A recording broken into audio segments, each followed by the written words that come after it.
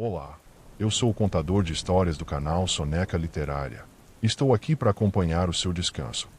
Antes de se entregar ao sono, deixe seu like e inscreva-se no canal e me conte de onde você nos ouve agora e que horas são aí.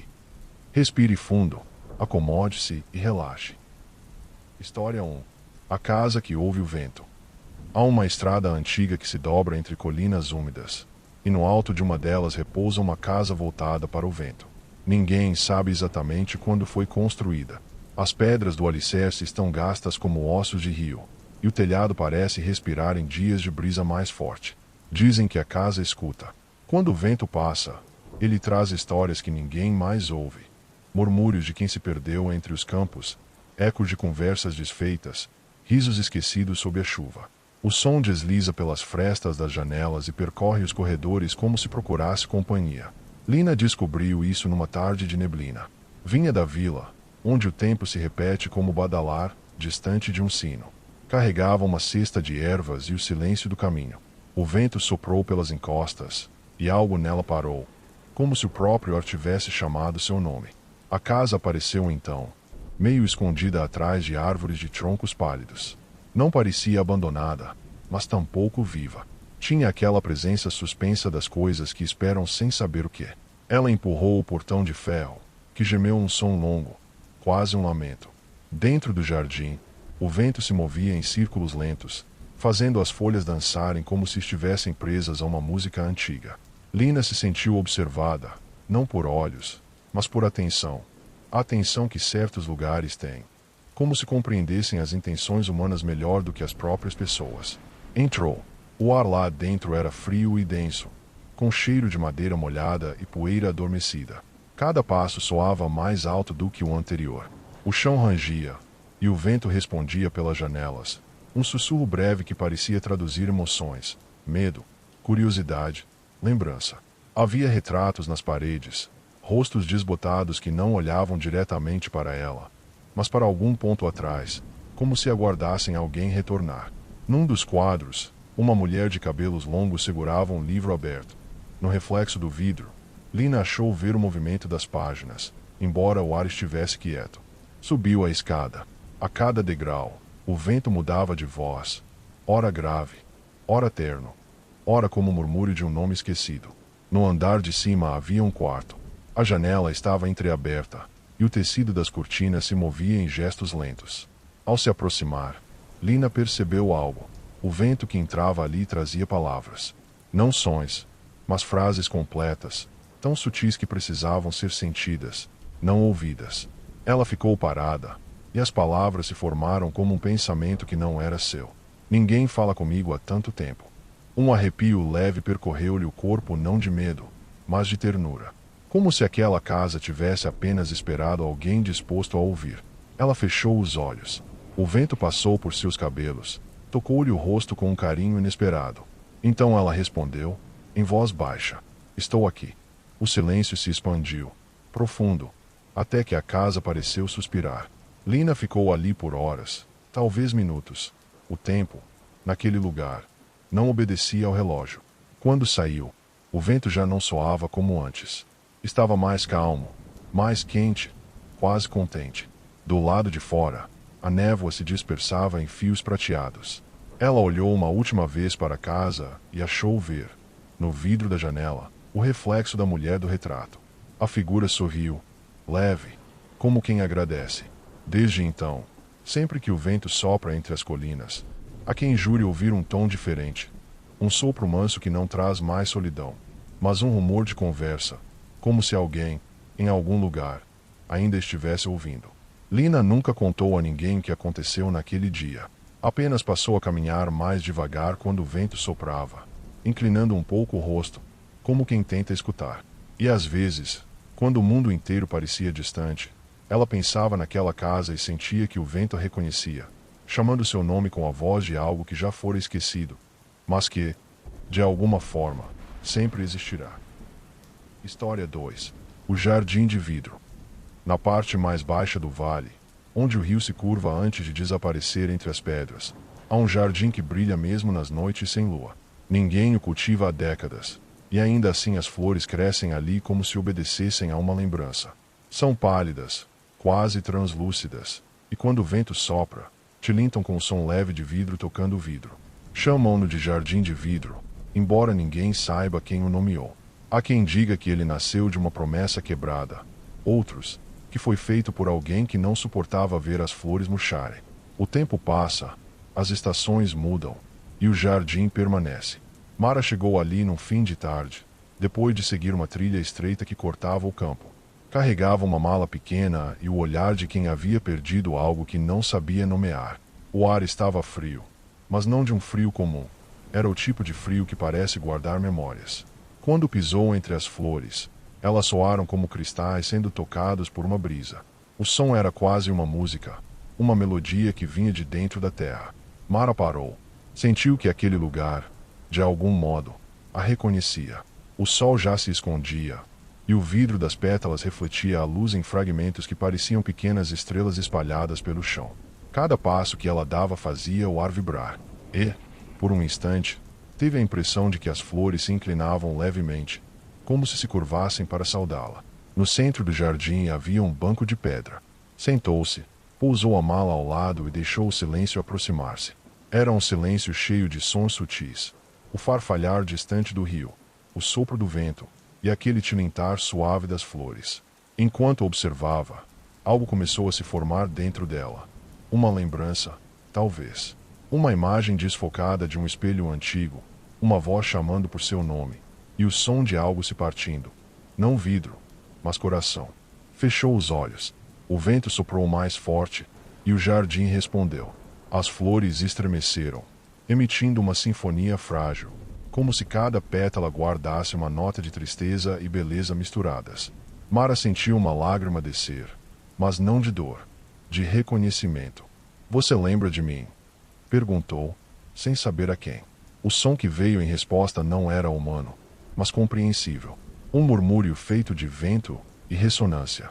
Ainda estou aqui. Ela ficou imóvel. O ar ao redor cintilava, e por um momento tudo pareceu transparente. O céu, o chão, até a dor.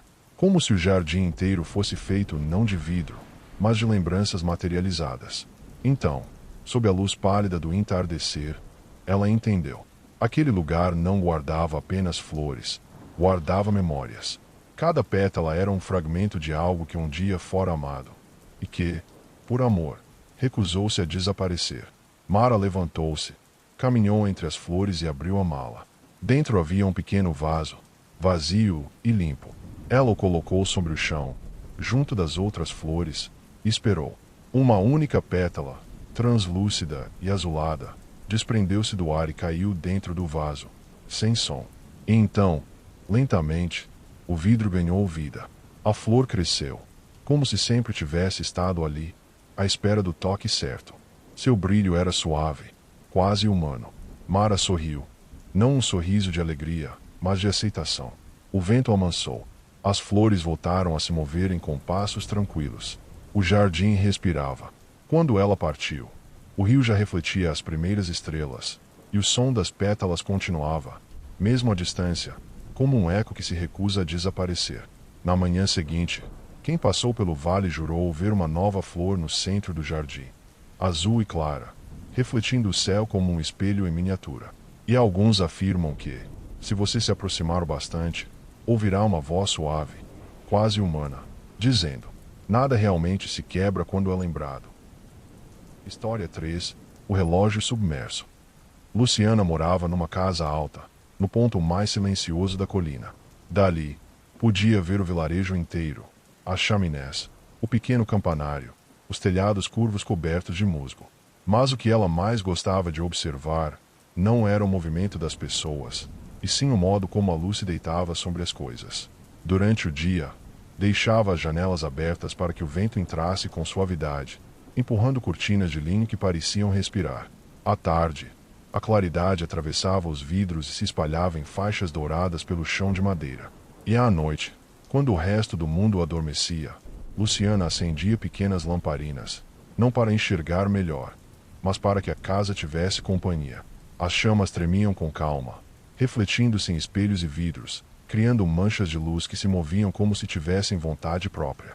Luciana as observava com ternura, chamando-as de as pequenas. Hoje vocês estão serenas, dizia. O vento lá fora deve estar cansado. Certa noite, enquanto o vento sussurrava mais do que o habitual, Luciana percebeu algo diferente. As luzes não dançavam mais sozinhas.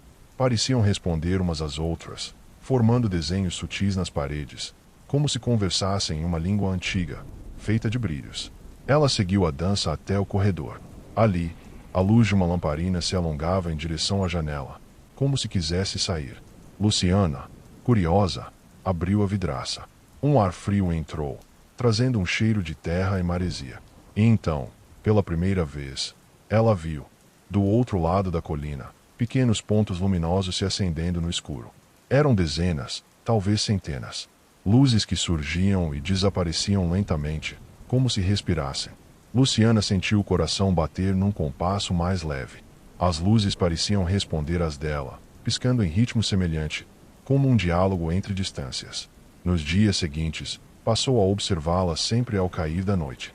Às vezes, pareciam mais próximas, outras, mais distantes.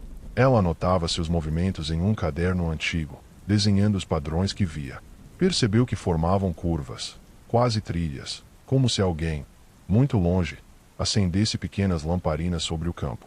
Uma tarde, uma vizinha subiu até a colina para visitá-la. Luciana falou das luzes, mas a mulher, sorrindo, disse não ter visto nada parecido, apenas o escuro e o vento. Luciana não insistiu. Sabia que certas coisas só se revelam a quem aprende a escutar o silêncio. Na noite seguinte, as luzes voltaram, mais intensas, mais compassadas, como se a chamassem. Luciana abriu a porta e caminhou até o limite do jardim, onde o chão era coberto de orvalho.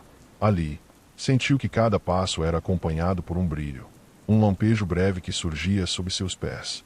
Não havia medo, apenas um reconhecimento antigo, uma sensação de retorno.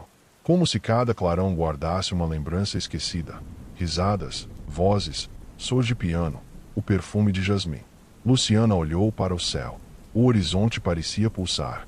E então ela compreendeu. As luzes não vinham do campo, mas do tempo.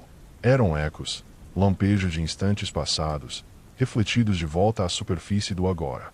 De repente, tudo ficou mais claro. A casa, o jardim, o ar em volta dela. Tudo parecia leve, translúcido, como se feito da mesma substância que o luar. Luciana deu um passo à frente e sentiu o chão dissolver-se num brilho tranquilo. Por um momento, teve a impressão de estar dentro da própria luz. E lá dentro, viu sombras caminhando devagar, rostos conhecidos, alguns há muito esquecidos. Sorriam, acenavam, e depois se desfaziam em claridade. Quando o dia amanheceu, a casa na colina estava silenciosa. As lamparinas ainda acesas, mas ninguém à vista. No vidro da janela, porém, havia uma marca, o contorno de uma mão, como se alguém tivesse tocado o tempo antes de partir. E à noite, desde então, quem passa pela estrada abaixo jura ver pequenos brilhos flutuando perto da casa. Alguns dizem que são vagalumes, outros, que são ecos das velas de Luciana, acendendo-se uma a uma, lentamente, para que o mundo não precise dormir no escuro.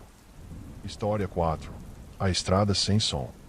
Há uma estrada que começa perto das colinas e termina em lugar nenhum. Ela se estende entre campos secos e árvores antigas, onde o vento sopra, mas não faz barulho. Dizem que quem caminha por ali percebe cedo o silêncio. Um silêncio tão profundo que parece vivo, espesso, feito de escuta. O povo da vila chama essa estrada de o caminho sem som. Alguns a evitam, temendo que ela roube a voz de quem a percorre. Outros a procuram quando precisam pensar, porque ali o tempo anda devagar, como se também tivesse medo de fazer ruído. Um dia, Samuel decidiu segui-la. Levava um casaco leve, uma garrafa d'água e um caderno. Queria escrever algo. Não sabia o que, e imaginou que talvez o silêncio lhe ensinasse uma palavra nova. Os primeiros metros foram comuns. O farfalhar das folhas, o zumbido distante de insetos, o ruído de seus próprios passos. Mas logo percebeu. Quanto mais avançava, menos sons restavam. As folhas moviam-se, mas nada chegava aos seus ouvidos. Nem o roçar da roupa, nem o bater do próprio coração. Ele parou e olhou ao redor. Tudo estava lá, o vento, o movimento das árvores, até um riacho estreito correndo por entre pedras, mas nenhum som. O mundo havia esquecido como falar. Samuel sorriu, um pouco assustado, um pouco maravilhado. Continuou andando. O silêncio não era vazio. Era cheio de uma presença calma, acolhedora. Cada respiração se tornava consciente. Cada pensamento ecoava de modo tão claro que parecia material. Depois de algum tempo, avistou uma mulher sentada à beira da estrada. Tinha cabelos brancos presos em um lenço escuro e olhava para o horizonte. Ele se aproximou devagar e fez um gesto de cumprimento. Ela respondeu com um aceno breve e apontou para o chão ao lado, convidando-o a sentar. Nenhum dos dois tentou falar. Apenas ficaram ali, observando a estrada se perder no horizonte. O ar era leve, e o silêncio, embora profundo, não pesava. Samuel sentiu algo dentro dele se aquietar. Um nó antigo, talvez. E, pela primeira vez em muito tempo, não desejou preencher o espaço com palavras. A mulher então pegou uma pequena pedra lisa e escreveu algo na poeira. Às vezes, o som é o que nos impede de ouvir. Ele leu, respirou fundo e assentiu. Quando levantou o olhar, ela já não estava. Só o lenço permanecia, balançando devagar no ar, sem som algum. Samuel ficou ali por mais um tempo. Depois, abriu o caderno e tentou escrever o que sentia, mas nenhuma palavra parecia adequada. Percebeu, então, que talvez o silêncio fosse a única forma de linguagem que não mente. Quando voltou para a vila, trazia no rosto uma serenidade diferente. As pessoas perguntaram se a estrada realmente era muda. Ele respondeu com um sorriso calmo. Ela fala, mas sem precisar de voz. E à noite, quando o vento soprava pelas colinas, alguns moradores juravam ouvir uma melodia distante. Uma música sem notas, feita apenas de pausa, leve como o respirar de quem sonha em paz. História 5. A Ponte das Vozes Lentas. Há uma ponte no limite da vila que ninguém lembra de ter visto ser construída. Dizem que ela sempre esteve ali, atravessando o rio estreito que corre entre campos e neblina. As tábuas são antigas, escuras e lisas, gastas por passos que o tempo não conta mais. Mas quem passa por ela percebe algo. O som dos próprios passos muda. Cada pisada parece mais lenta, mais profunda, como se o chão absorvesse o ritmo do corpo. Clara descobriu isso num entardecer de vento leve. Voltava da escola onde ensinava crianças a ler. E o dia havia sido longo, cheio de pequenas vozes e risos que se misturavam à sonolência das horas. Quando chegou à ponte, notou o primeiro silêncio. Não o silêncio que pesa, mas aquele que acolhe, o que existe antes de uma lembrança surgir. Deu o primeiro passo. O rangido da madeira soou como um acorde distante. Deu outro, e o som pareceu esticar-se, prolongando-se no ar como se o tempo respirasse devagar. No meio da travessia, Clara parou. O rio, abaixo dela, não corria depressa. Deslizava como se hesitasse em seguir adiante. Havia um brilho na superfície, algo entre o reflexo do céu e o movimento de uma lembrança líquida. E então ela ouviu um murmúrio, suave, distante, como um coro de vozes antigas chamando de dentro da água. Não eram tristes. Eram lentas, como se estivessem aprendendo a falar novamente depois de muito tempo. Clara se inclinou sobre o corrimão. A corrente refletia o rosto dela, mas distorcido, dividido em 1000 pequenos fragmentos que se moviam com o balanço da luz. As vozes continuavam, e ela percebeu que não vinham do rio. Vinham da madeira sob seus pés. Cada tábua vibrava levemente, como se guardasse ecos de passos passados. Sem saber por quê, ela retirou o lenço do bolso, um pedaço de tecido azul claro com bordas desfiadas, herança de sua mãe. Amarrou-o no corrimão e esperou. Por um instante, o vento soprou através da ponte e fez o pano balançar. As vozes pareceram mudar de tom, tornando-se quase humanas, quase conhecidas. Uma delas sussurrou algo que Clara não compreendeu completamente. Algo como não tenha pressa. Outra respondeu: o tempo também espera. O ar à sua volta tornou-se denso e manso, e ela teve a impressão de que o rio inteiro escutava. As águas, o vento, as árvores à margem, tudo parecia atento, como se aguardasse uma decisão. Clara fechou os olhos. Por um instante, pensou ter visto a sombra de sua mãe, ou talvez a de si mesma quando criança, atravessando a ponte no sentido contrário. Não havia medo, apenas reconhecimento. Quando abriu os olhos, O lenço balançava devagar, e o murmúrio das vozes começava a se dissolver. O vento levou consigo o último eco, um som tão baixo que parecia mais respiração do que palavra. Ela atravessou o restante do caminho. Ao pisar na terra firme, sentiu algo leve dentro de si. Um esquecimento sereno. Não sabia do que, exatamente, mas compreendeu que o rio guardava o que o coração não podia mais carregar. Desde então, Clara passa pela ponte todos os dias. Nunca mais ouviu as vozes com tanta clareza, mas sempre que o vento sopra do norte e o lenço azul se move, o rio parece inclinar-se um pouco. Como se escutasse, como se esperasse que alguém dissesse, outra vez. O tempo também espera. E quem passa por ali, mesmo sem conhecer a história, costuma andar mais devagar. Como se soubesse, sem saber, que há lugares onde o mundo ainda respira no ritmo de quem o escuta. História 6. O quarto que sonhava a luz. No alto da colina, havia uma casa pequena, feita de pedra clara e janelas estreitas. Dela, via-se todo o vale, o rio, os campos, o fio distante da estrada sem som. A casa tinha muitos cômodos, mas apenas um permanecia sempre fechado.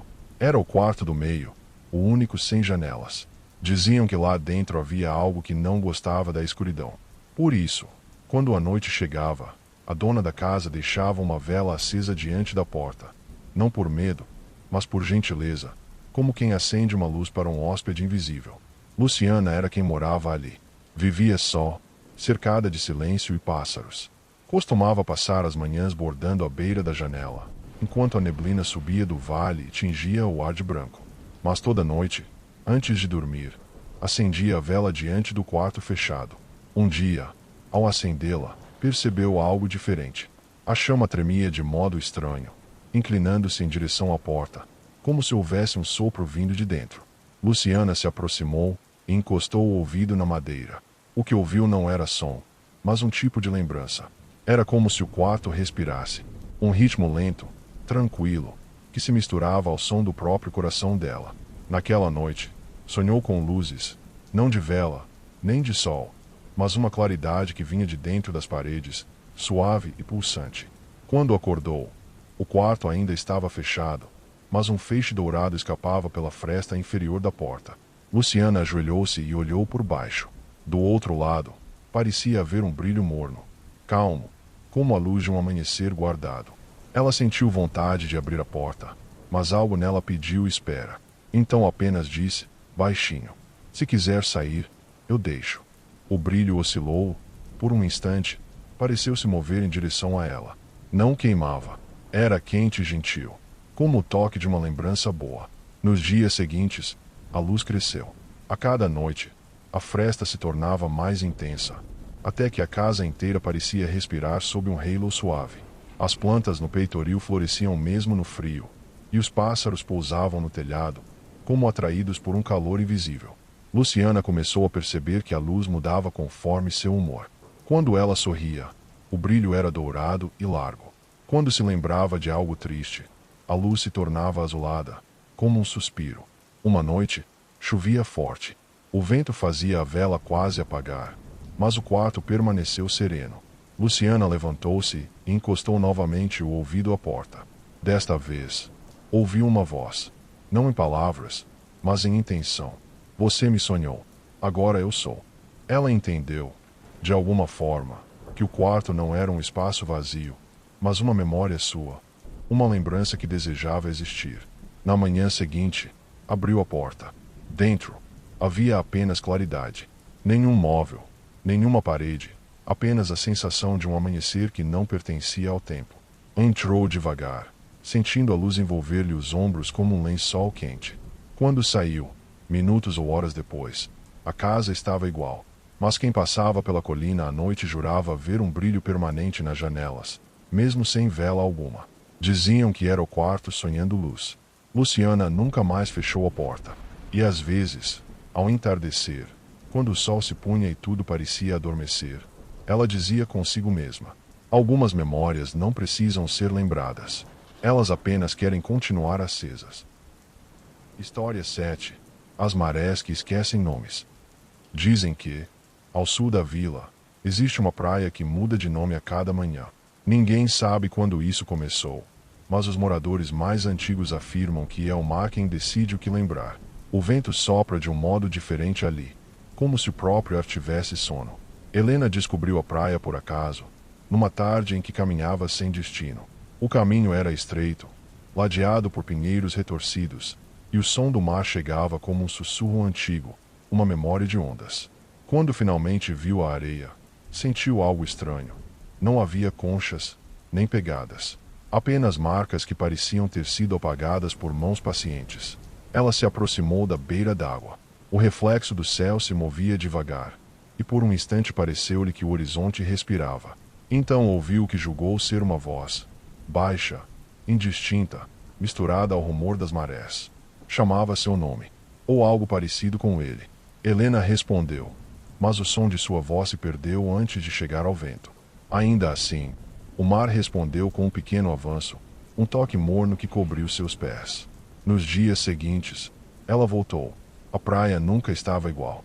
Às vezes o mar vinha alto, quase tocando os rochedos. Outras, recuava tanto que deixava ver pedras lisas cobertas de musgo azul. Em todas as visitas, Helena sentia o mesmo. Uma presença calma, como se o oceano a escutasse. Não com pressa, mas com ternura. Certa manhã, encontrou uma pedra no formato de uma orelha.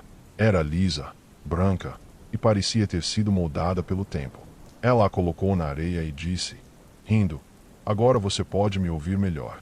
O mar respondeu com uma onda lenta, que veio até ela e recuou, deixando a pedra brilhar sob o sol.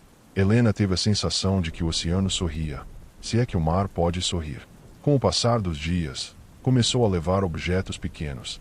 Uma carta antiga, uma fita de cabelo, um botão de casaco. Deixava tudo na beira da água e observava as ondas levarem. Era como se cada coisa esquecida fizesse o mar crescer um pouco mais. Então, um dia, percebeu algo. Não se lembrava mais do motivo de suas caminhadas, nem de quando começara a visitar aquele lugar. Seu nome, quando o vento trazia, parecia estranho, distante. Não havia medo, apenas uma leveza. Como se estar ali fosse suficiente, mesmo sem lembrança alguma. Numa tarde de névoa, enquanto o horizonte se apagava, Helena entrou na água até os joelhos. A temperatura era morna, quase humana. A superfície tremia, refletindo o pouco de luz que restava. Ela fechou os olhos e sussurrou. Se eu esquecer, me lembre de voltar. O mar respondeu com um som grave e lento, um murmúrio que parecia um coração batendo sob a superfície. E então, por um instante, o vento parou. Quando as ondas recuaram, a praia estava vazia. Mas quem caminha por ali às vezes encontra uma pedra em forma de orelha, sempre no mesmo ponto, como se alguém tivesse deixado um ouvido sobre a areia, apenas para continuar escutando o mar. Dizem que, quando o vento sopra do sul, é possível ouvir uma voz feminina chamando nomes que ninguém mais recorda. E cada nome pronunciado é levado pela maré, esquecido com doçura, para nunca mais doer. História 8. O piano da névoa. Na curva mais alta da serra, onde a estrada se torna quase invisível ao amanhecer, há um casarão abandonado.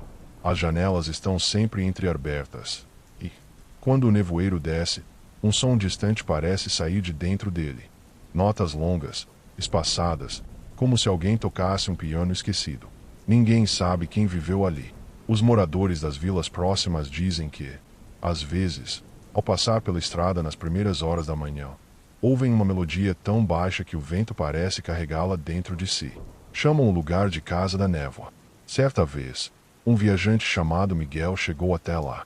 Era um homem cansado, que carregava um caderno de capa preta e o hábito de anotar o som das coisas.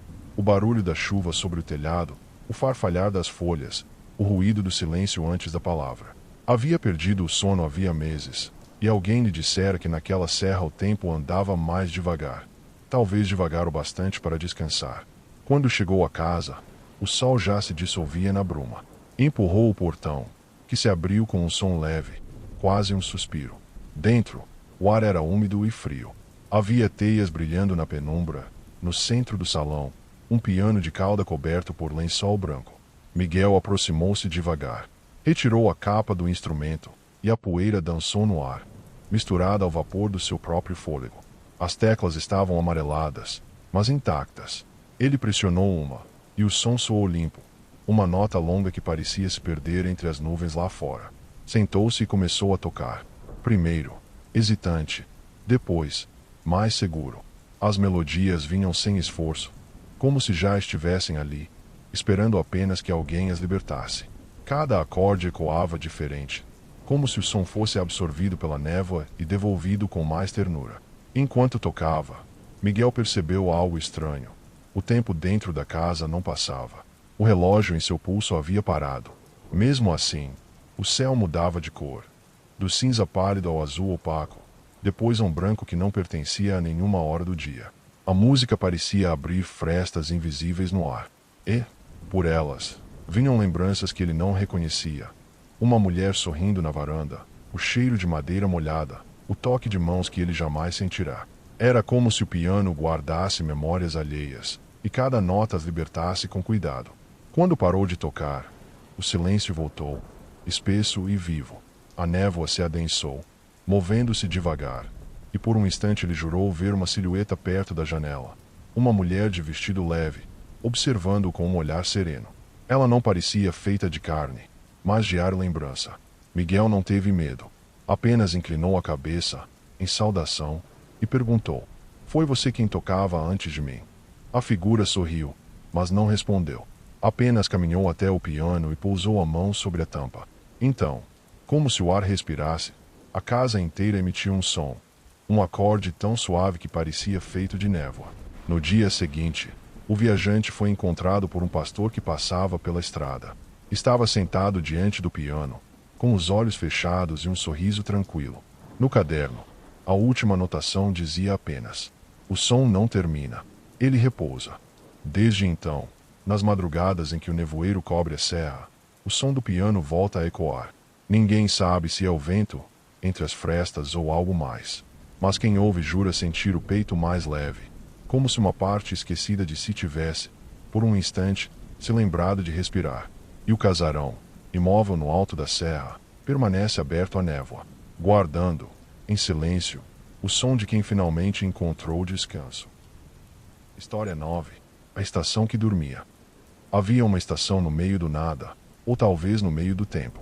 Os trilhos chegavam até ela, e depois, desapareciam sob a névoa. Nenhum mapa mostrava, nenhum trem parecia realmente partir dali. Mas toda vez que o vento mudava de direção, alguém dizia ouvir um som distante, como um apito antigo atravessando o frio da madrugada. Elisa encontrou a estação, sem intenção. Tinha caminhado por horas, seguindo o eco de algo que não sabia nomear. Talvez uma lembrança, talvez apenas o costume de procurar lugares que pareciam esquecidos. Quando viu a estrutura pela primeira vez, pensou que fosse um sonho. O telhado coberto de musgo, o relógio parado às 4h43, e um banco de madeira gasto, onde o tempo parecia dormir junto com o pó. Ela atravessou o pátio vazio. O vento movia os cartazes rasgados, e o som era suave, quase uma respiração. As janelas estavam abertas, e o ar trazia o cheiro de ferro antigo, chuva e folhas secas. Havia algo reconfortante naquele abandono, uma paz que só existe nos lugares que já foram amados e depois deixados em silêncio. Elisa sentou-se no banco, pousou a mala ao lado e esperou. Não sabia o que. O relógio imóvel à sua frente parecia observá-la com serenidade. De vez em quando, o vento entrava pela porta principal e fazia render o piso de madeira, como passos de alguém que nunca chegava. No silêncio que se seguiu, Elisa ouviu, muito longe, o que poderia ser o som de um trem. Não o som forte do ferro e vapor, mas algo mais suave, como o rumor de uma lembrança atravessando a noite. O som foi crescendo, preenchendo o ar com uma vibração morna, e por um instante o chão pareceu estremecer. Ela levantou-se e foi até a plataforma. A névoa cobria tudo, mas havia uma claridade além dela, um brilho tremulante que lembrava o reflexo de estrelas no trilho. E então, lentamente, o contorno de um trem surgiu, mas não exatamente um trem. Era como se o tempo tivesse tomado forma, feito de sombra, luz e som. As janelas estavam abertas, em cada uma havia o reflexo de um rosto. Elisa reconheceu alguns: o de uma mulher com um lenço azul, o de outra cercada de pequenas chamas, o de um homem de olhar distante. Rostos que ela não conhecia, mas que pareciam guardar uma familiaridade profunda. como fragmentos de sonhos repetidos. O trem parou diante dela. Nenhum maquinista, nenhum passageiro visível. Apenas o som manso do vapor se dissolvendo no ar. Elisa olhou para dentro e viu fileiras de assentos vazios, cada um com um objeto sobre o tecido antigo. Um caderno, uma fotografia, uma fita, um envelope não aberto. Tudo parecia esperar alguém que havia se esquecido de voltar. Ela sentiu vontade de entrar, mas hesitou. Olhou em volta e percebeu que a estação inteira parecia pulsar levemente, como se respirasse. O relógio no alto moveu um ponteiro. Pela primeira vez em anos, ou talvez em séculos, marcou 4h44. Então o som mudou. Era o mesmo apito distante, mas desta vez mais perto, mais humano. E Elisa entendeu, sem compreender. O trem não levava ninguém embora. Ele trazia de volta o que havia sido deixado entre os dias, risos, vozes, lembranças que o tempo não soube enterrar. Ela deu um passo à frente. O chão vibrou com delicadeza. E no instante em que seu pé tocou o primeiro degrau do vagão, uma onda de luz atravessou a estação. Tudo ficou branco por um momento, depois dourado, depois silêncio. Quando o brilho se dissipou, a estação estava vazia outra vez. A névoa, porém, parecia diferente, mais leve, mais translúcida. No banco onde Elisa havia se sentado, ficou apenas um lenço fino, branco, ondulando com o vento, e um som quase imperceptível, como uma respiração adormecida. Dizem que, às vezes, ao cair da tarde, se alguém escutar com atenção, pode ouvir novamente o som do trem. Não é o apito do ferro, mas o sussurro de algo que se move entre o antes e o depois. Um trem que não leva nem traz pessoas, mas instantes. E a estação, essa, sim, permanece ali, entre o ontem e o quase agora, esperando, calma e desperta. Pelo próximo sopro de lembrança. História 10. Depois do último som. Dizem que o mundo não termina com o silêncio, mas com algo ainda mais brando, o instante que vem depois dele. Há um lugar onde esse instante repousa, um vale que não aparece em mapa algum, onde o tempo desacelera até quase parar, e onde o vento sopra apenas para lembrar que a eternidade respira. Foi ali que Lia chegou, sem se dar conta. Caminhara por horas, talvez dias, seguindo o som de algo que já não existia. Atrás dela, a estrada havia desaparecido sob uma bruma que parecia feita de esquecimento. À frente, o vale se estendia em tons de cinza e prata, banhado por uma luz que não vinha nem do sol, nem da lua, mas de um meio termo entre ambos, como se o próprio céu hesitasse entre o fim e o recomeço. O ar era denso e leve ao mesmo tempo. Cada passo de Lia produzia um som que nascia e se desfazia quase, no mesmo instante, como se o chão aprendesse a esquecer o toque dos pés. Ela caminhou até chegar a um lago, mas a superfície da água não refletia o céu, refletia o que estava dentro dela. Ondas pequenas se formavam sem vento, como se o lago respirasse. E, quando Lia se inclinou sobre a beira, viu não o próprio rosto, mas rostos outros. Rostos que vinham e iam, formados pela oscilação da luz. Havia um homem com olhos de brisa. Uma mulher com um lenço azul amarrado ao cabelo. Um rosto cercado por chamas brandas. Outro que parecia escutar algo distante. E, por um instante, Lia sentiu que todos olhavam para ela. Não com urgência, mas com uma ternura que atravessava o tempo. Então o lago emitiu um som. Não um som comum, mas uma vibração suave, quase inaudível. Como se cada gota de água carregasse a lembrança de uma nota antiga. Lia percebeu que o som vinha de dentro da terra. Do mesmo ritmo lento que fazia o mundo girar, antes das palavras existirem. Ela fechou os olhos. O som a envolveu, expandindo-se até se tornar tudo. E, nesse tudo, ela ouviu o que acreditava perdido. A voz de alguém chamando seu nome. O ruído das páginas de um livro virando com o vento. O som distante de um trem que jamais chegava. O estalar suave da madeira de uma ponte, sob passos invisíveis. Era como se o universo inteiro respirasse uma última vez.